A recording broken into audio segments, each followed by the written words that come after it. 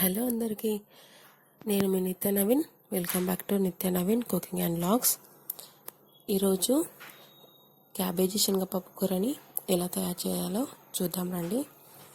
First కావాల్సిన పదార్థాలు: cabbage, టమాటాలు, ఉల్లిగడ్డలు తీసుకోవాలి.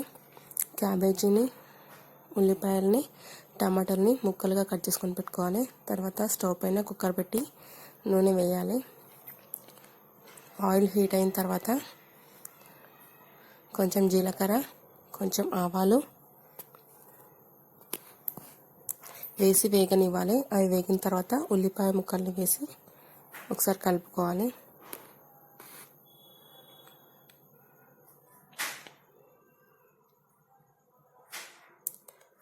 ఉల్లిపాయలు కొంచెం కలర్ చేంజ్ అయిన తర్వాత దాంట్లో అల్లం వెల్లుల్లి పేస్ట్ వేసి పచ్చివాసన వెళ్ళేదాకా మగ్గనివ్వాలి.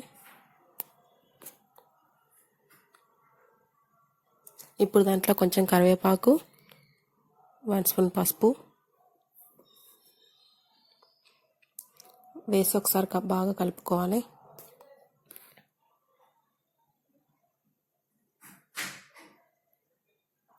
ఇప్పుడు మనము దాంట్లో 2 గంటల ముందు నానబెట్టుకున్న శనగపప్పును వేయాలి.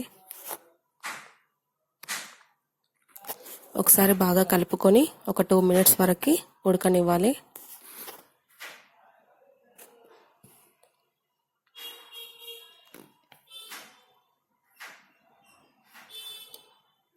ఇప్పుడు దాంట్లో కట్ చేసి పెట్టుకున్న క్యాబేజీ మొత్తం వేసి టేస్ట్కి తగినంత ఉప్పు వేసుకోవాలి. అలాగే 2 స్పూన్స్ కారం వేసి ఒకసారి బాగా కలుపుకోవాలి. ఇవన్నీ ఒక 3 మినిట్స్ అట్లా మగ్గనివ్వాలి.